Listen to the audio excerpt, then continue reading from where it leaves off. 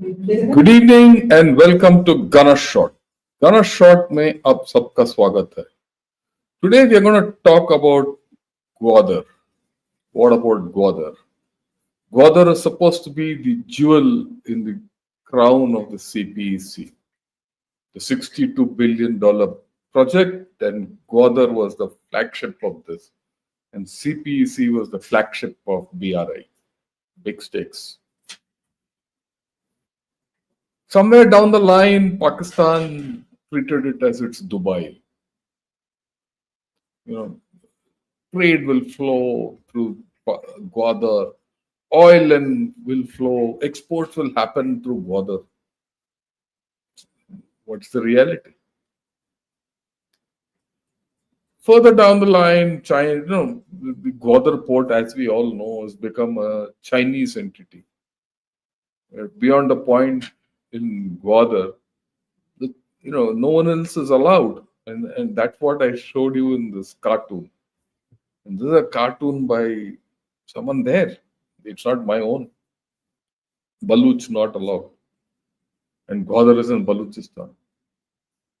And the rumor is that, I wouldn't say rumor, the analysis, everything is that Gwadar will be a naval base, a Chinese naval base. And it could be the first overseas theatre command headquarters of the PLA, that is PLA Navy. And then there's also a lot of talk about Gwadar being that base where China will have its second strike capability. That means China will have its nuclear submarines, this submarine, that submarine, maybe a few missile silos there, and it'll second strike capability away from China. A lot of things about Gwadar, but what's the reality? There has to be a reality about Gwadar. It's been in the making for the past 8 years. Nothing much has moved in Gwadar. So then I went into all the details. I said, look, let's see, 8-10 years, in fact. I went into the details of Gwadar and I put together a presentation. And the thing is that as I kept reading and putting together my presentation, it started growing.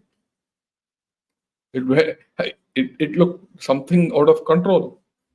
But then I said, look, this is such an important subject that I must put it across to everyone. One. Number two, I bounced it off some of my peers. When I spoke to them and I discussed a few issues, they said, we didn't know this. And that's when I decided that everyone knows something about the other about Gwadar, but what's the reality of Gwadar? Very few know. So that's when I decided that I'll not cut this presentation short. The video might be long, but people need to understand what Gwadar is. This is not a reality. This is a reality check. This is not a media presentation. And it's an analytical approach to this entire business of Gwadar. 360 degrees. So let's go with whatever I have with me. Okay, so the first thing. This article came out in the Guardian, right? Maybe about a month back, sometime back. What went wrong with Pakistan's Dubai? And it's about the Chinese initiative that is prompting. What is that about Chinese initiatives which have been there, which is prompting terror attacks? I've given the link. Have a look at it. It's freely available. A lot of people have read it. Okay. And then I said, okay, let me first summarize what's the most important aspects of this. This article highlights the troubled situation around Gwadar, about China's strategic, investments and all that. It also makes a point that the Gwadar area and the port has been transformed because there is a port which has come up. There's a huge port which has come up. There's an airport which has come up. and there's a proposed economic zone. So in many ways, Gwadar has changed. It is no more the sleepy old fishing village. Now, this was supposed to be Pakistan's jewel in the crown in the CPEC and Pakistan's Dubai. But we all know it has sparked significant unrest and resentment amongst Baluch people. And all this is explained very nicely in this article. Militarization is there in that area. There's heavy security, like I showed you earlier. And Chinese workers only are allowed into the port. Only they work on the port. And local fishermen can't go anywhere near there. What's more, there's a donkey slaughterhouse out there. And there's also restricted fishing areas because Chinese people are coming and fishing here. And the local view is that, look, this port is catering for China's interest and not Pakistan's interest. So they're absolutely against it. Resultant, there have been attacks on Chinese. We all know that in Pakistan, by TTP and BLA and everyone. People are dying. As a result, there's a reaction from China and a lot of pressure on Pakistan. And BLA in particular has been targeting Chinese infrastructure. As we go down, I'll explain to you what's the Chinese view about all this. We all talk of what we know. What is the Chinese view? We'll talk of this. And overall, the picture is of a troubled partnership. Security challenges, discontent, what have you. Okay. Now, this is Gwadar. On top, you see the wording has shifted a bit, but that's where Gwadar is. And you see Djibouti. Now, the point is, Gwadar dominates all the, sea lines of communication from the Strait of Hormuz, right? And Chinese port of Djibouti, that dominates the Gulf of Eden. Now, if China has a base in either of these or both of these, then it can control the entire oil flow in this area. That's the strategic significance. And as I go along, I'll explain to you what Pakistan and China are up to. So strategically, this whole story is something which we have to focus on. Right. So I took a step back, have a look at where Gwadar is. Just next to it, just 170 kilometers to the west is Chabahar, where we have a port. Let me put it this way. Our port is functioning, Gwadar port is not functioning. I'm putting the cart before the horse. And another thing is, everyone knows where Gwadar is, but how does Gwadar look like? No one knows that. No one understands this. When you understand this, then you know what are the problems there. And why Chinese and Pakistanis are not going to make a headway or are not making a headway. And if they have to make a headway, they have to do a hell of a lot. Look at this. This is Gwadar. Okay. I'll show this map fully. You don't need to see my face. This is Gwadar. It juts out from the mainland and it hangs like in the air. And east-west, this island or this, which is joined by a neck, okay, to the mainland. East to west, it's about 12 kilometers. North-south is about 1 to 3 kilometers. And this neck itself is about 8 to 9 kilometers. And at the north is the airstrip. The northernmost point where there's a blue dot, that's where the airstrip is. And that's about 15 to 20 kilometers away from, about 15, 16 kilometers away from the Gwadar port. And if you see in this thing which is hanging onto the right, you see a red dot, that is Gwadar port. Now the thing is, the neck, where you see a blue dot and a red dot, that is Gwadar township. Very interesting. Okay, have a look at it in greater detail. Now you can see the township. It's a chock-a-block full township, and that neck is just 1 kilometer wide. Now, if you see where you see the red dot is the port, and on the left they have done a whole lot of roads laid out and all. Hardly a few buildings. I don't know whether that's the area which has been sold out or that's the area for the Chinese base housing and all those quartering which will come up later on. But it's there. There's also this Pearl Continental Hotel in that area. Okay. And if you see closer, this is the port. What do you see is the port. On the left, you see a jetty. That's the old fishing jetty. Now from there, local fishermen can't go anywhere near this port. And the entry to this port beyond the township is barricaded completely. Okay. Now the history of Gwadar is that it has a population of 90,000. Incidentally, Gwadar was part of Oman right from before 1783 to 1958. And it was given to Pakistanis by the Britishers. The Britishers played a trick here and gave it off.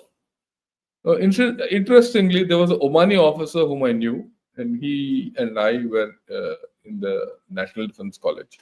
In fact, I was his sponsor. I used to help him out in everything, and we used to have a talk about it. And he said, "Look, I wish we had given this to India. I wish the Britishers had forced us to give it to India." In fact, somewhere there, it is there that initially this port, everything was offered to India. Only because it was not contiguous to us, we didn't take it. And Oman itself was in problems, so there was a civil war on and all that. So the Britishers said, this, we'll give it off to Pakistan. And Omanis don't like this for this. For this reason, Omanis don't support Pakistan, mainly for this reason. Okay, anyway, notwithstanding that, they wanted to give importance. Pakistanis wanted to give importance, and the Chinese wanted to give importance to Gwadar. So they made this the winter capital of Balochistan. Summer in Quetta, winter here. Okay. The main industry here is fish processing. That's about all. Till about 2001, no one bothered about this. No one just bothered about this place. It was a sleepy fishing village. Suddenly, it was after 2001, Pakistan wanted to develop this. And even before 2001, they had some ideas, but they never had any inkling. Okay, now let me go into a stage-wise development of Gwadar so that you get an understanding of the entire thing. I'll be deliberate. Somewhere I'll read through the slides and somewhere I'll explain. Right. The fact that this was the potential, like I said earlier, was noted way back in 1954, and it was under Oman. It was transferred to Oman from Oman to Pakistan in 1958, just for $3 million.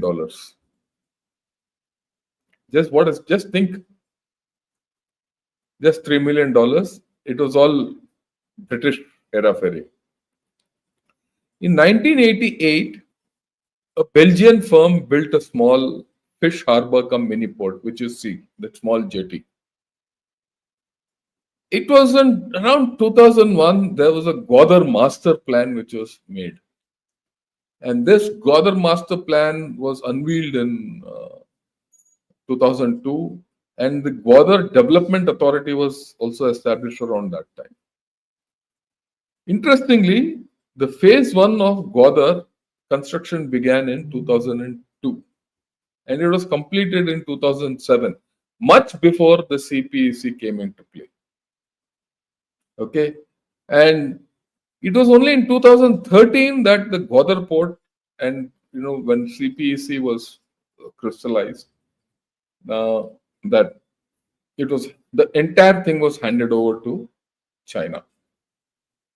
Now the point is that, like I said, this is the spearhead of the CPEC. And this was to be developed at the price of 1.62 billion.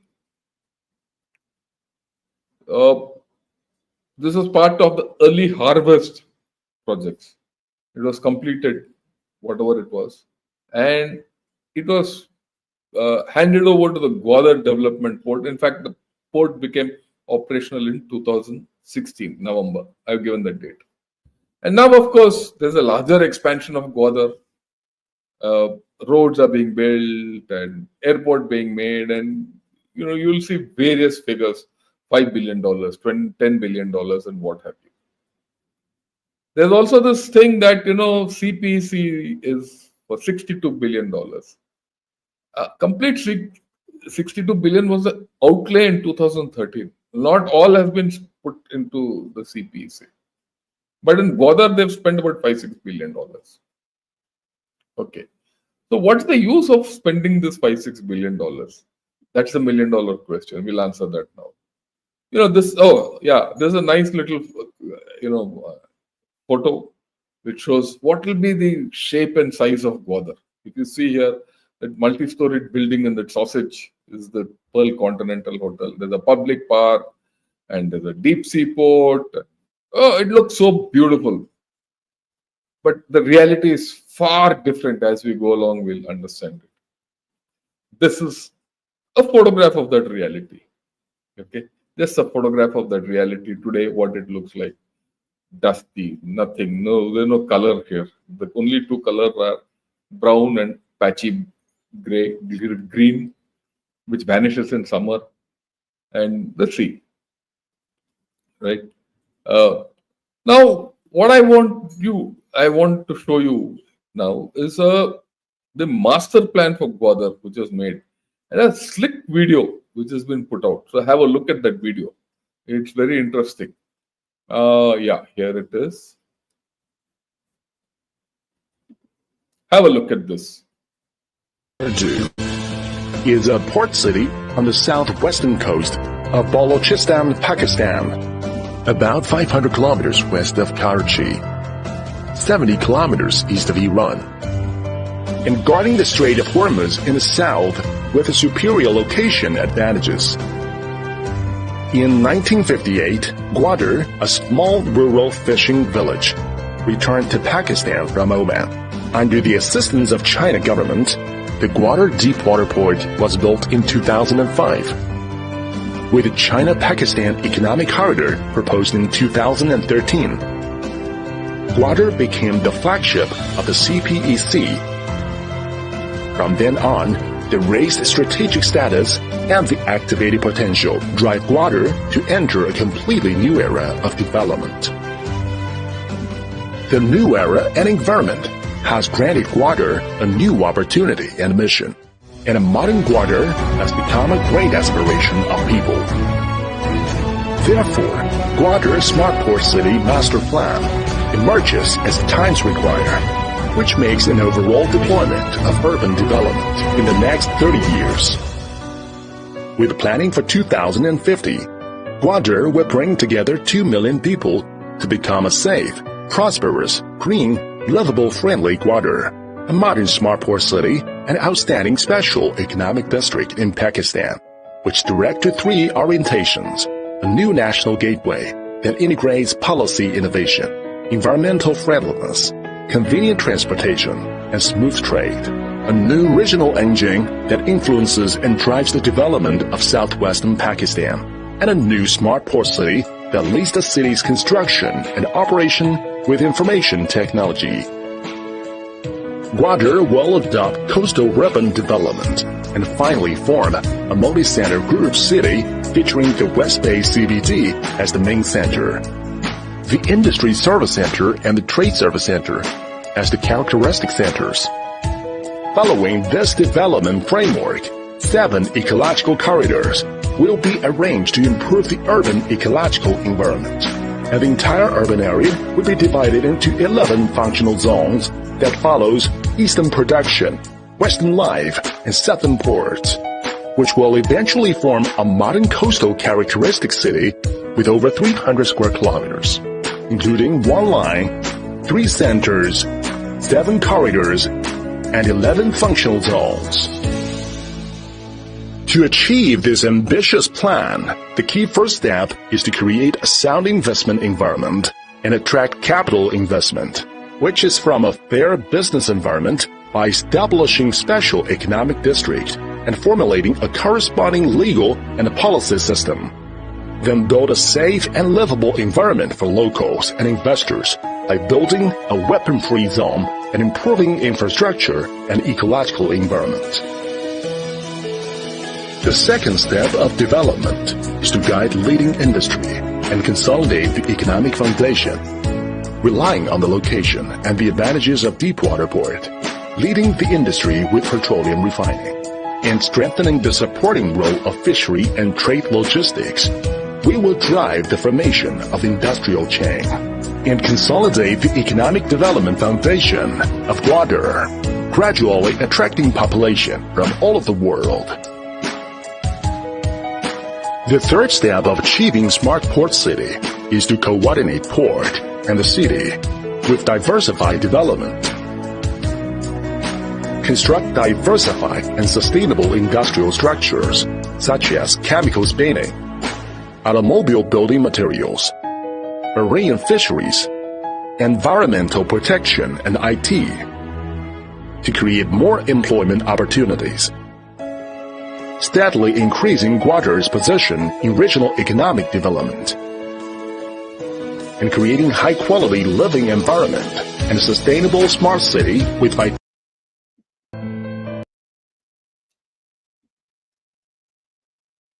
Yeah, so one look at all this gives you the impression, that Gwadar is the next San Francisco and Silicon Valley of, Pakistan. So, but, and what happened? Land sharks came in with this great plan. They made a killing, and all of them have left, gone. But that's the reality at this point. And mind you, this video was made 10 years back. From 10 years to now, you've seen what's happened. As per the bar graph, it should have been somewhere. We'll see the reality as we go along. So what is this reality? This funny thing, which map you see, again, have a look at it fully. This is the map of the coast. You see Oman, you see Pakistan, you see Iran, and the Gulf. You see the traffic, shipping traffic in the Gulf. So much shipping traffic goes on. So then what I did, this is from many of the websites you can see live shipping traffic. So I took a screenshot of that. Then I zoomed into Gwadar. See, there's hardly 1 or 2 ships going far away from Gwadar. Not anywhere near, not even 100 kilometers near Gwadar. Not even Pakistani ships. So then at the same time, I zoomed in further. This is the port. If you see between the black piers and the white piers, you'll see 1 ship. This is about 4 days back. You can do this. You can do this trick yourself. You don't need me. Have a look at the site. Go to Gwadar. Go to any marine traffic port and you'll get this. So has the port done anything? Zero.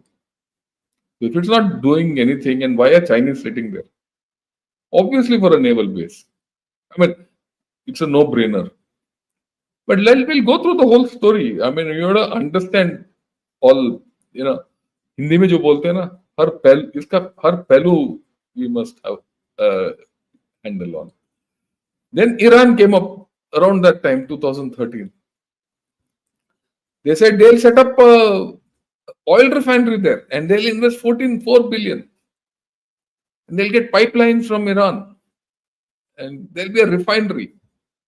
Of 2024, 11 years have gone. Now pipe and a line refinery, to forget it. The only refinery there is refining donkeys.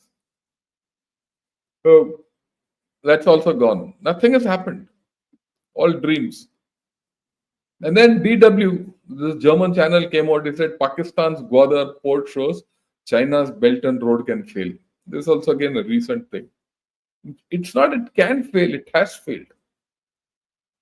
Right? Everyone knows it. But you see the level of failure, and you see, I mean, we'll discuss it. I'll just discuss it. Okay. But this is not it. Vion came out with a wonderful, little video on the Gwadar, called the Gwadar uprising. Have a look at that. And it covered many issues, because lot of locals are against it. It has many issues. There's no investment there. It's all fraud. But have a look at it for what it's worth.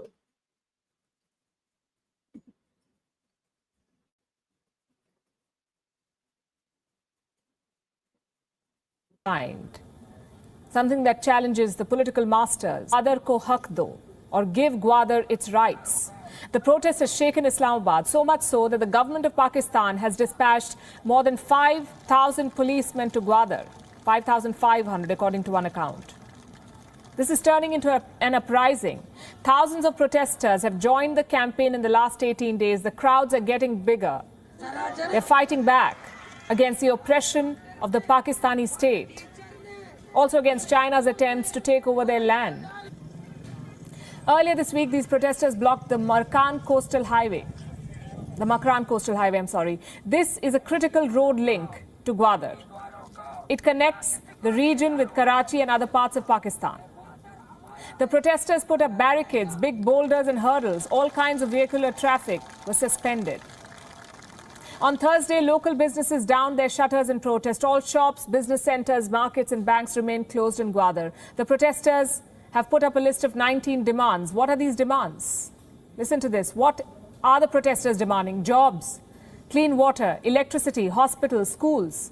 The people of Gwadar are demanding the absolute basics from their government. Those who dare to speak out are kidnapped, tortured, murdered. According to human rights groups, at least 6,000 people are missing in Balochistan. Since 2009, 1,400 people have been found dead. Their bodies were riddled with bullets and drilled with holes. So this campaign, the one in Gwadar, is a pushback. The people are fighting back. How is the government responding? With force, as it always does. Islamabad has sent the police. 5,500 cops have been deployed to Gwadar. To do what? They're calling it anti-riot duty. Pakistan's policies have resulted in this. Also, the free run it has given China in Gwadar. China, is turning Gwadar into its colony. It is building a massive port here, the centerpiece of the China-Pakistan Economic Corridor, or CPEC. China is also establishing a permanent settlement here. China is pouring in money, it is building infrastructure, but none of it for the people of Gwadar. They don't even get jobs. The Chinese projects in Gwadar are being built by Chinese workers. Modern housing settlements have come up, exclusively reserved for the Chinese. Reports say not even members of the Balochistan Assembly are allowed to enter here. So China is stealing from the people of Gwadar. Chinese trawlers are carrying out large-scale fishing off the coast of Balochistan. Local fishermen are losing their livelihood here. The Chinese trawlers, you see, use machines to catch fish. The locals cannot compete with that, so they lose out. And their government does not help, the government of Pakistan. It has legitimized China's fishing operations. It has given the Chinese licenses. So the local fishermen in Gwadar have no other option but to protest. China says there is no backlash in Balochistan, there is no protest in Gwadar, and that this is all fake news. 这完全是一条假消息。 This is completely a fake news. Certain media's hyping up of the protests against China in Gwadar region lacks factual basis. I want to reiterate that the Gwadar port, as a leading project of CPEC, has been focusing on the development and people's livelihood. China does not want the world to pay attention to this protest because it is not just stealing livelihoods and colonizing Gwadar, it is also planning to militarize it. China wants to send its army to Gwadar. Their new port won't just be a transport hub, it will serve as a base for the Chinese naval forces. The PLA is planning an expansion. Right now, 20,000 troops serve in the PLA's Marine Corps. China wants to expand this to 100,000 personnel. They will be deployed at Chinese ports in Djibouti and Gwadar. How do you think the Chinese military presence in Gwadar will play out? The writing is on the wall. Public anger is swelling. Separatist groups are gaining ground. Chinese projects and citizens are under attack here. Once the Chinese Navy sets foot in Gwadar, a retaliation is certain. And that could... So she's explained actually all aspects of this Gwadar problem. So you've seen a dream, you've seen a reportage, but what's the view on ground? What's the anger on ground? We've all heard of Marang Baluch, a young lady who's taken up who's now considered the voice of the Baluch movement. She's the one who motivated at some point of time the Gwadar Ka Hak Do movement. And she's, if I say hunted in Pakistan, is an understatement. He is hounded and hunted. But let's hear her. What does she have to say? I found this video and I thought let me share it with all of you to give you an understanding of the moves which are taking place.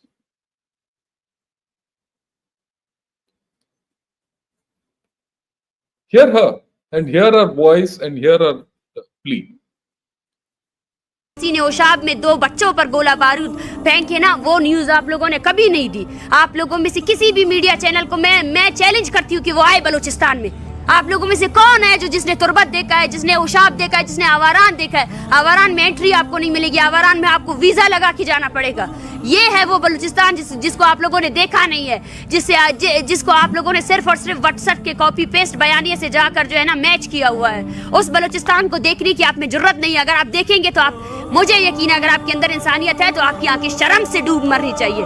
शर्म करें आप लोग, शर्म करें आप लोग कि आप लोगों ने एक कौम को 70 सालों से खून रेजी की है, 70 सालों से उसकी औरतों को नहीं बख्शा है, उसके मर्दों को नहीं बख्शा है।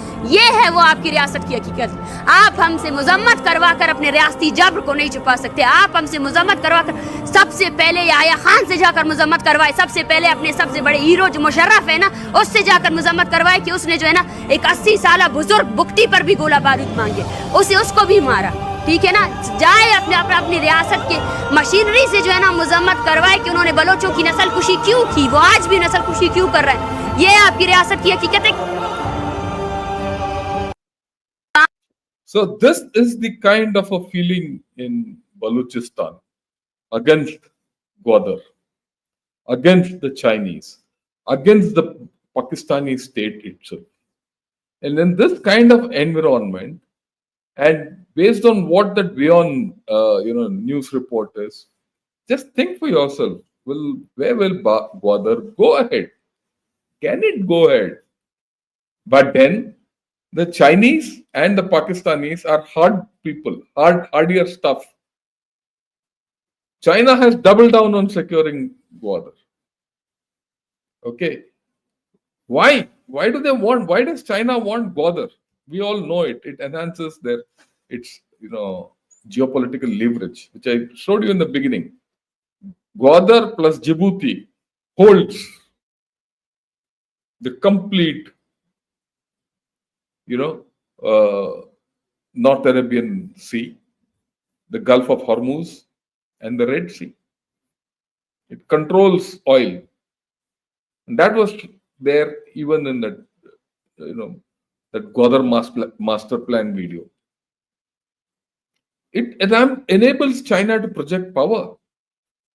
And it's almost indispensable for, I wouldn't say almost, it is indispensable for China's energy security.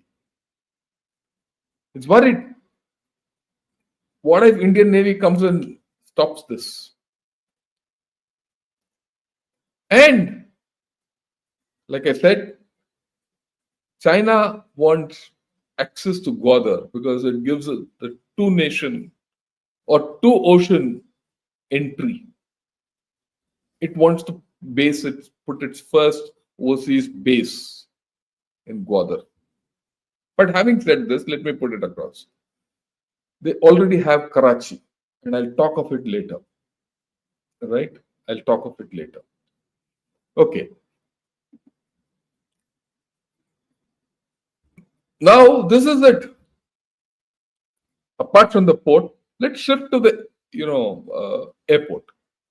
Now, very recently, last year, Shahbaz Sharif and Li Qiang, who's their prime minister, they inaugurated the Gwadar International Airport.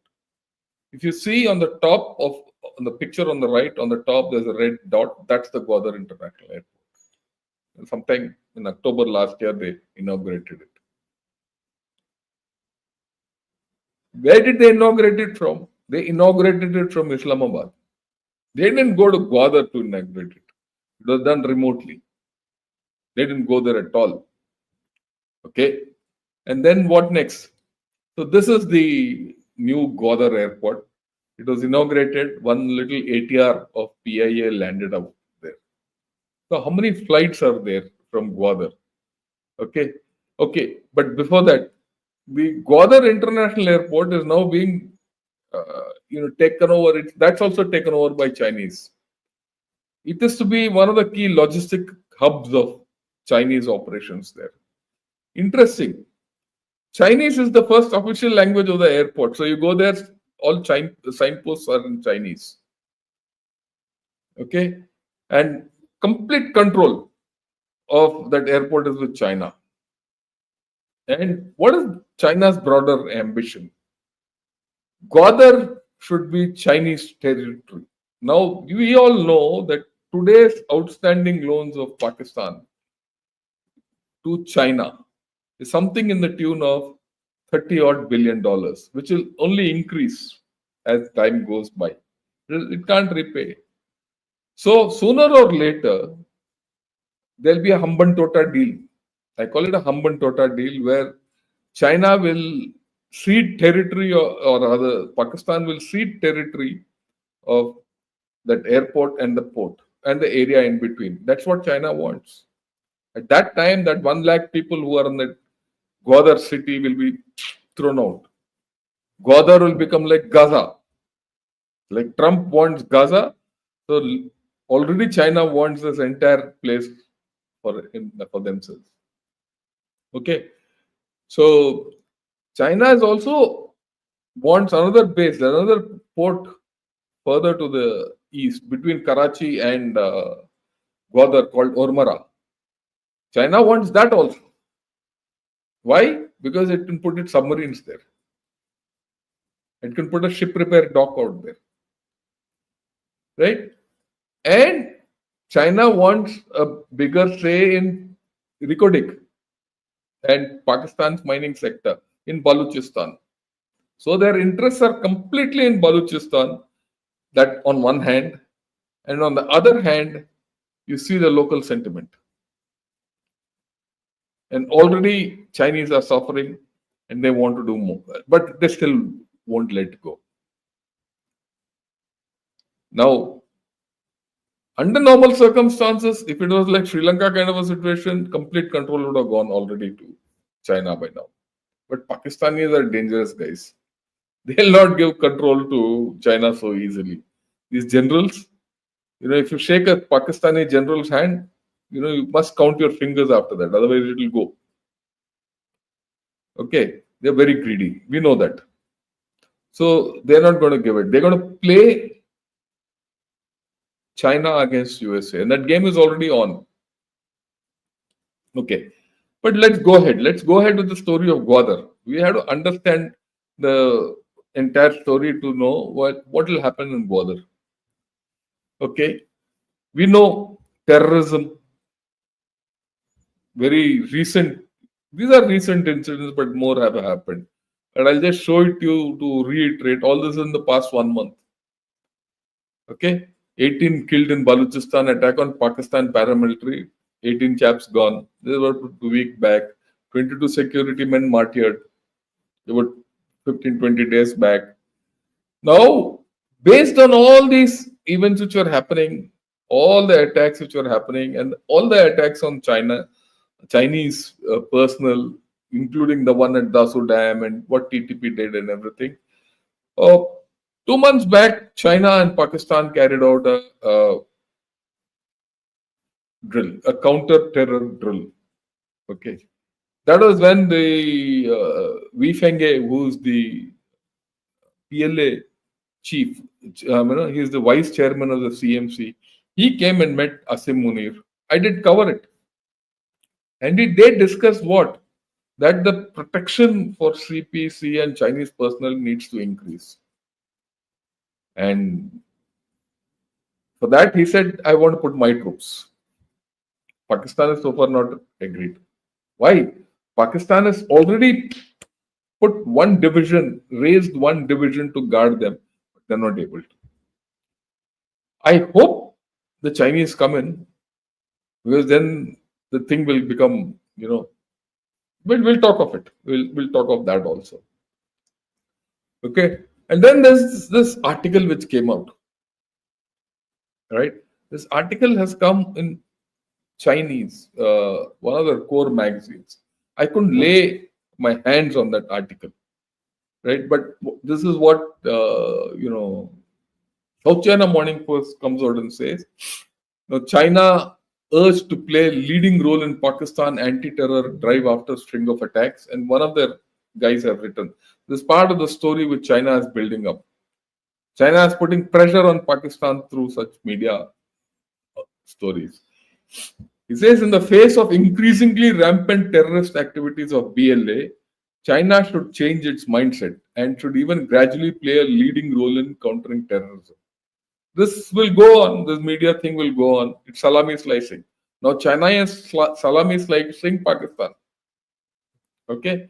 Now China should strengthen its intelligence gathering and sharing with Pakistan. And, because they're directly related to China. And China should build up adequate counter-terrorism capacity in Pakistan. Okay. There should be increased cooperation between China and Pakistan, in which all areas, extradition, intelligence sharing, legal assistance, and all that. Okay. And then he says China should push for a greater role. And they should, they should deploy their private security firms. Or China-Pakistan joint security forces. And so far, Islamabad has not shown interest. He says it was, interesting. This is how Chinese operate. This paper by one of their, either think tankers or some intellect or some guy, one of their thinkers, it was published and taken off. Okay. It also says somewhere that, it's possible that India and USA are backing BLA. Okay. And to ensure that the China-Pakistan economic corridor doesn't go through. So this entire story, you see how it's going. There are a lot of strategic interests.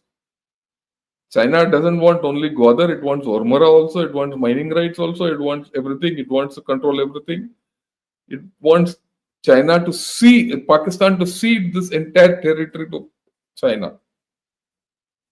Pakistan is angling, Pakistan army, how it will angle. And all this, they want to deploy their own forces. And they're making a case for it. And they're going to build public pressure on Pakistan. We're going to see this happen. There's another article which I found in Guancha. This is, of course, a translated article, but it makes interesting reading. So I would like you to, have a look at it. I'll put out the main points. In this, he says Pakistan's border control is weak. Security situation is deteriorating. We all know that. But what he says in this article, there's another article from their mainstream media, or rather the rabid vernacular media, which says that, there's oil smuggling which is being done from Iran into this part of the world. And that's increased by 67%. And who does that? BLA. Something like 2.8 billion liters of oil is coming across from Sistan Baluchistan, which is in Iran. And it is BLA and other separatist organizations are the ones who are doing the smuggling, and that is what funds them. And he says, look, this is not a, the BLA is no more a typical tribal separatist force and all. They've become very sophisticated in their attacks. And this is here to stay because they're getting oil, which is as their main source of revenue. And he says, when it's foolish to talk extraterritorial powers are funding BLA, whereas the evidence is right in front of us. So what is he suggesting finally? He says carry out extensive CI ops in Balochistan. But that's like, searching for a haystack in the moon. Okay. And he says, of course, in the end, he again goes back and says extraterritorial major powers are also interfering, and so there are many variables which have come up. So, you see that in their think tanks, in their vernacular media, in their international media, such articles are coming up. So pressure on Pakistan to give away the territory. See how it's developing. Right now, Gwadar started as a port, jewel in the crown and all that nonsense. Dubai, kuch nahi hai. Zero. Now it's become, it's the Chinese only are there and no one else. Very clear. Okay.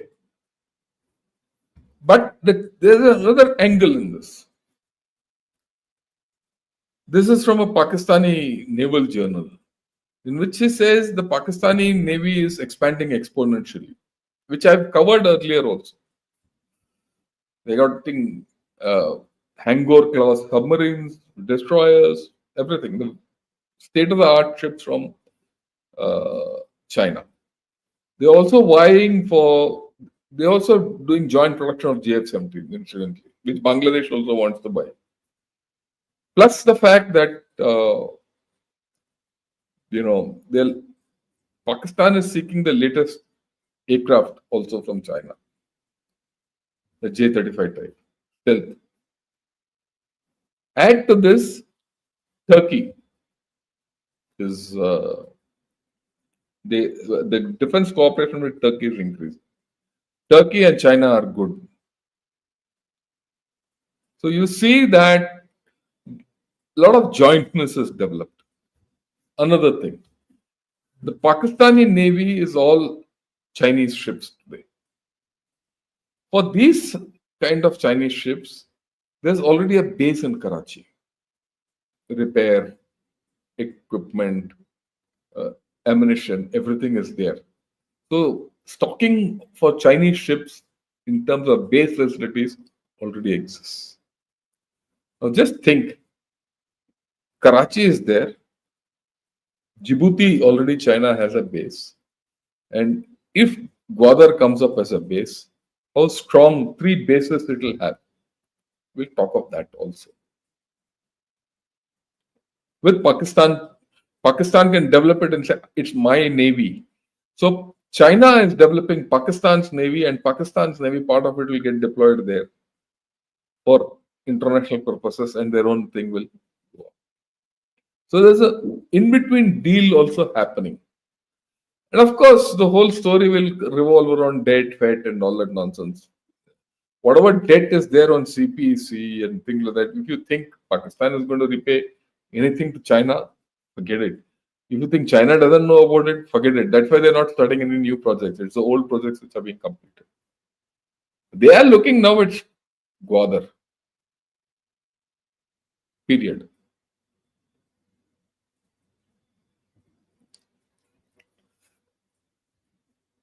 This is on. This exercise called Aman is on today, where Pakistan Navy has invited 60 nations to take part. They're coming, they're going to be, it's a series of discussions, some naval exercise, all that. Of course, China is part of it. So there's a stage being built for an expanded Pakistan Navy, which is to be projected as one of the regional forces with the help of China. That's happening. Why am I talking all this today? When our Prime Minister is in USA talking with Trump, President Trump के साथ, any day, I mean tomorrow, 12th, 13th, 12th is tonight. After today's 12th night. He's going to have a discussion with President Trump and CEOs, all that, next 2 days. We'll talk of it. I'll talk of that also as we go along.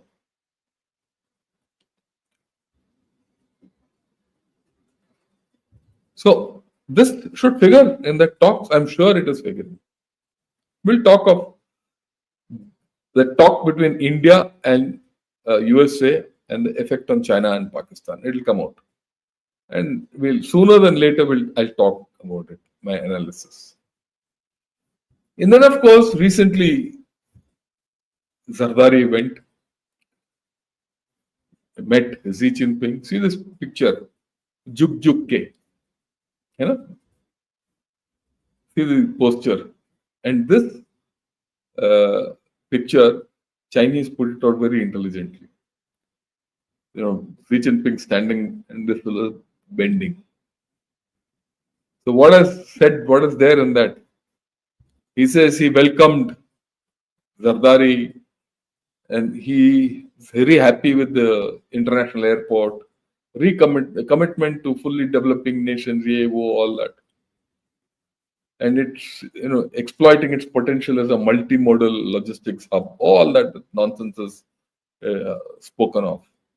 But at the end of the day, the Chinese are not letting go of Gwadar. They have a long-term plan.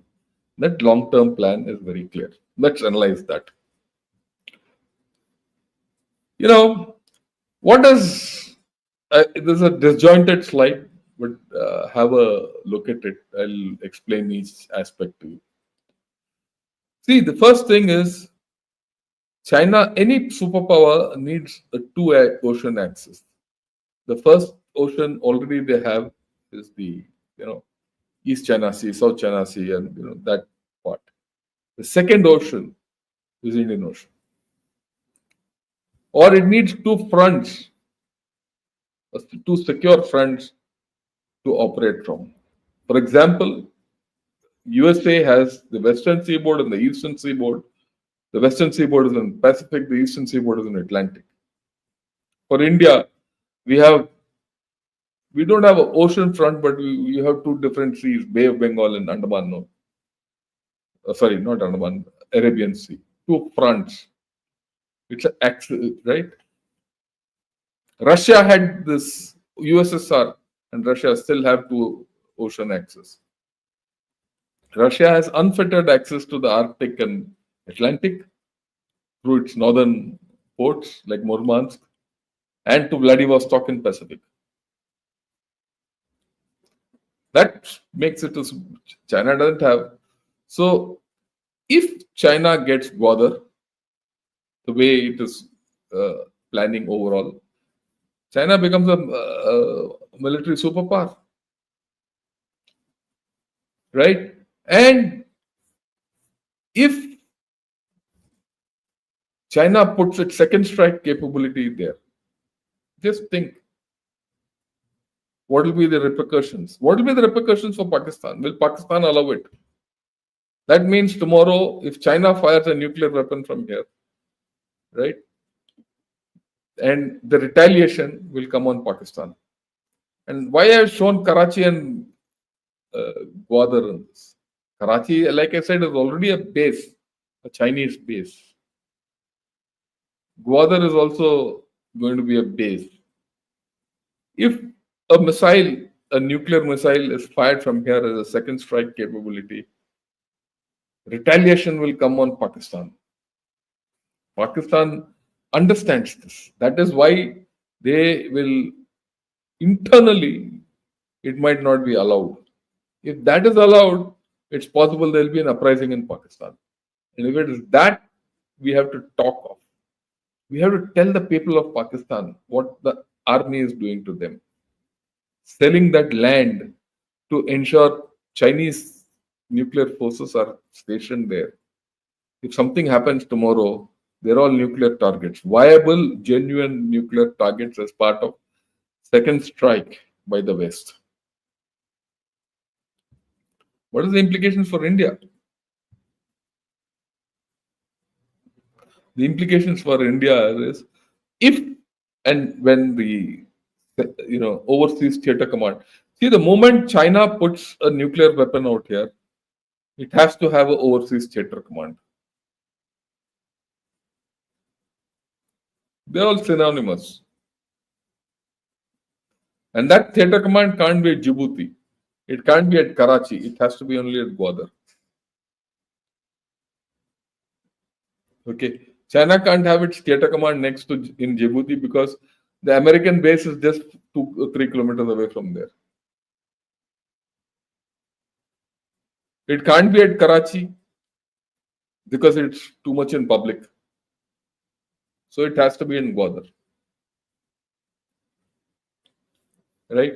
Something like USA has its central command headquarters in Qatar, in the middle of nowhere. So these chaps want to have it at Gwadar. But then think, where in Gwadar? In that little sausage which is hanging into the sea. That's where, or between, they'll vacate the complete port city of Gwadar. So there is going to be a humanitarian situation. If there's a humanitarian situation, what will be the repercussions? So there are many angles in this entire story of Gwadar. There's yet another angle. This is a very interesting thing. The sea was once a blessing for the Pakistani city of Gwadar, but now it has become a curse. Why? Global warming. Because of global warming, flooding is taking place. And for many days, the Gwadar city was flooded. Okay. See, the city is built on sand dunes. And the Arabian Sea is on all 4 sides. In fact, 3 sides. In fact, for the Gwadar base, it's on all sides. It's at a low elevation. So as global warming takes place and sea level starts rising, you'll find effect on this. In fact, as this report says, it's no less than an island nation situation. Many low-lying areas in the town will be partially or completely submerged if the sea level continues to rise. And it has already happened. It's happened. Okay. And this whole thing got discussed on Pakistani media. And I'll show you that clip now. A very interesting clip. Just see it to see how Pakistanis are treating their own people. And see what will be the reaction of these people on this entire story which is happening. We'll talk of it.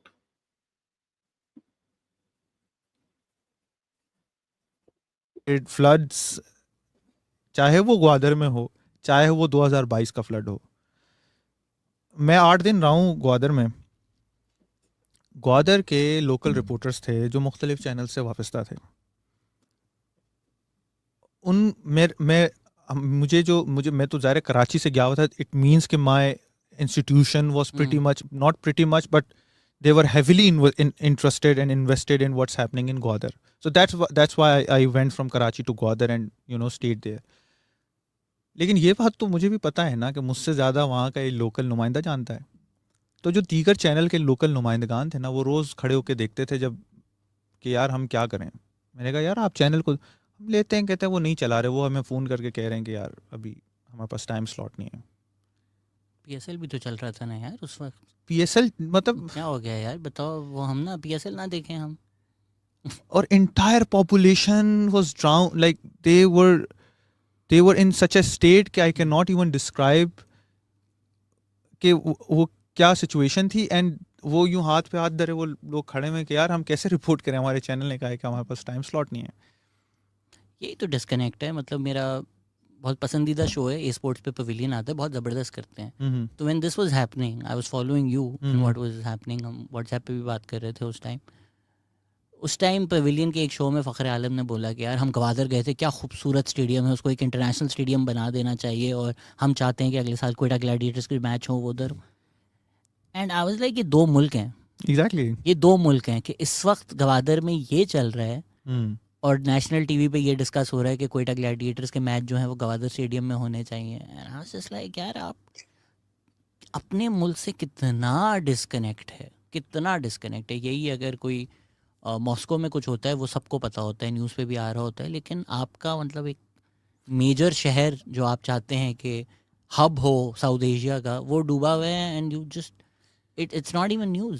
It's not مطلب میں جس stadium کی آپ نے reference دیا, اسی stadium exactly سامنے کی جو لوکیلٹی ہے نا, جو بالکل یعنی اسٹیڈیم کے جو چاروں طرف وہ لوکیلٹی آباد ہے تھوڑا سے فاصلے پہ, آپ اس لوکیلٹی کا حال دیکھتے نا تو آپ روئے بغیر نہیں رہ سکتے تھے کہ یار یہ یعنی ہر مجھے سمجھ آتی ہے کاسٹزم, مجھے سمجھ آتا ہے, مجھے کلاسزم سمجھ آتا ہے, مگر مجھے یہ نہیں سمجھ آتا کہ یہ کس کلاس اور کتنی لوور کاسٹ کے لوگ ہیں کہ جہاں نہ میڈیا آنا چاہتا ہے, نہ ایڈمنسٹریشن آنا چاہتی ہے, نہ حکومت کو کوئی انٹرسٹ ہے, نہ ریاست کہتی ہے.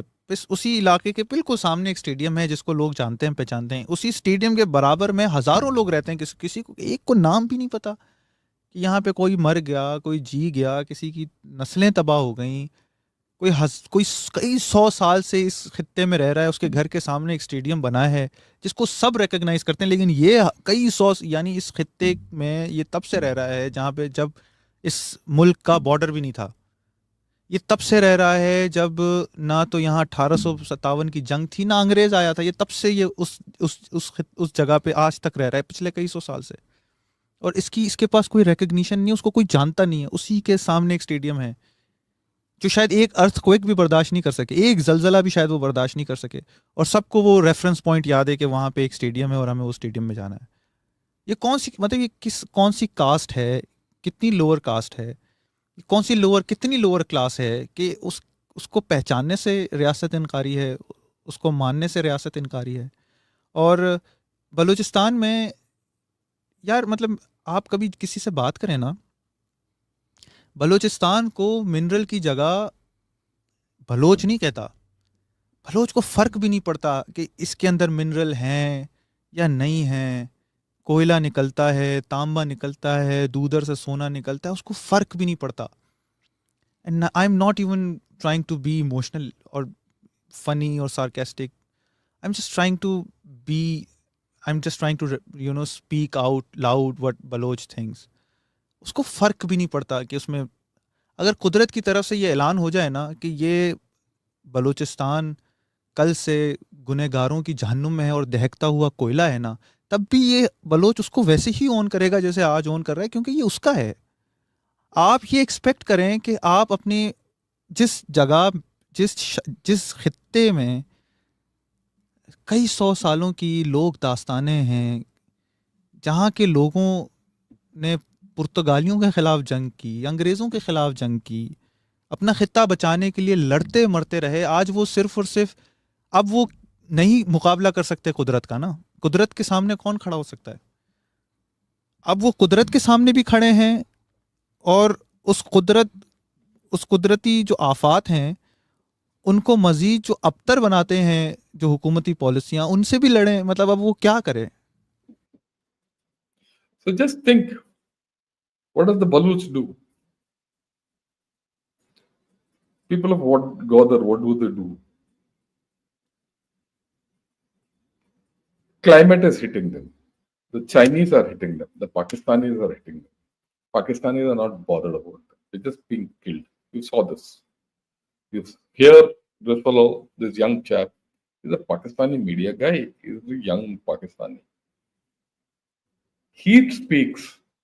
Mairang Baluch has spoken with a lot of emotion.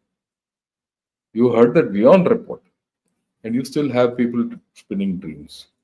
And you have China, which wants to establish a base. And Pakistan, which is the army, which is assisting them. You see the forces at play. But at the end of the day, Do you think this will become this is so vulnerable also? Its vulnerability is not only from the other armed forces, its vulnerability is also from nature. Do you think a base will come up there? It's not happened for the past 10 years. What does India have to do? Very simple. Just support the Baluch people. Just support the Baluch people. It is their fight. It's not my fight. Okay. But let me, show something else.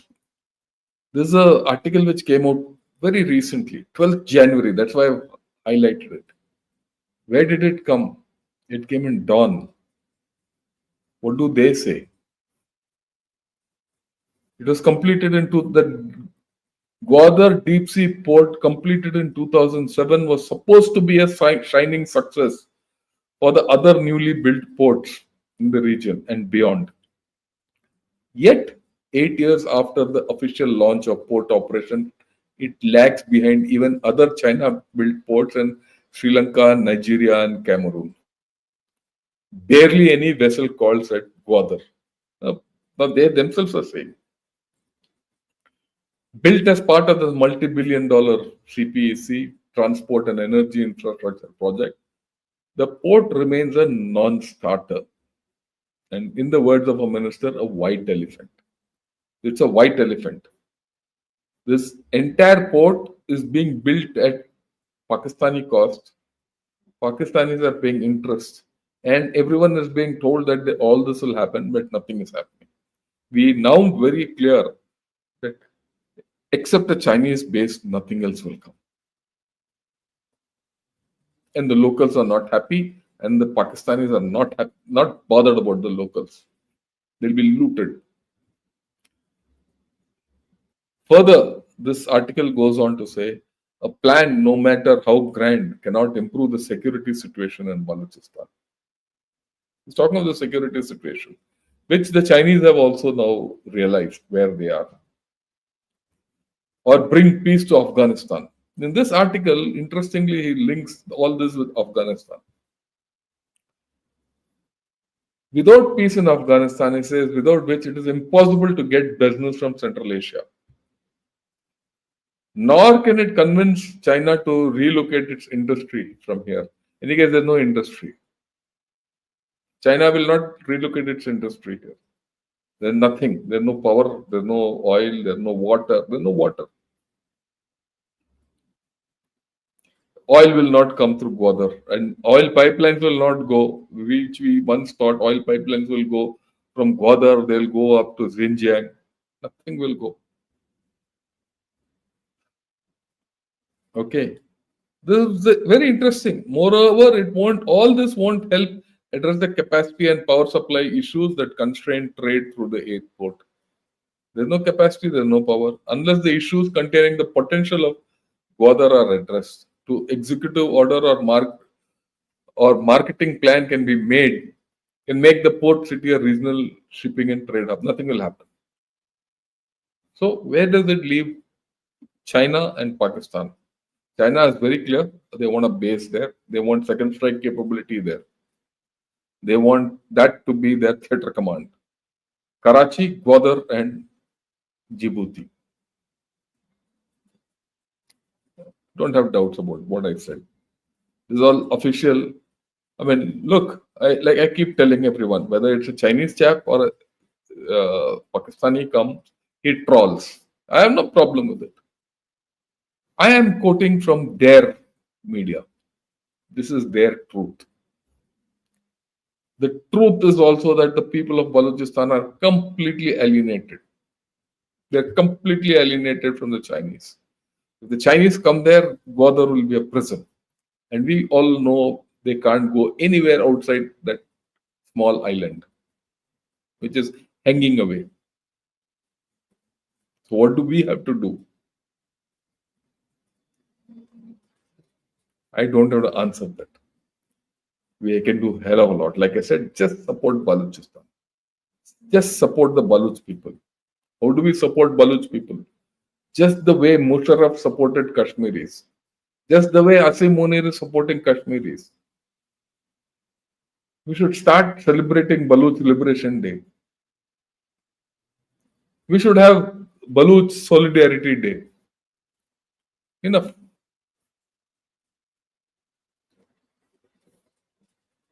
We should get China to commit its troops there, and then they'll know the cost of bleeding. They do want to become a superpower without bleeding. That's not possible. Right? So this is what I thought I'll put across to you. I do hope you people like this video. I hope all of you who've seen this video have understood what Gwadar, the reality of Gwadar is. It's multifaceted. One thing for sure, for the next 10 years, there's nothing going to happen there. Okay. And we also have to realize that China itself might not have money to invest in this. It might not have. And we also have to understand that Pakistan has been given some help from World Bank, $30-40 million. Why? Counterpull.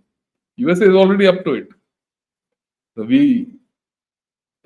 I hope our Prime Minister talks about this with President Trump. Our strategic partnership is not only for our neighborhood, this, that, and all. Sort out these things. And it is for this reason that our strategic partnership with USA has to progress.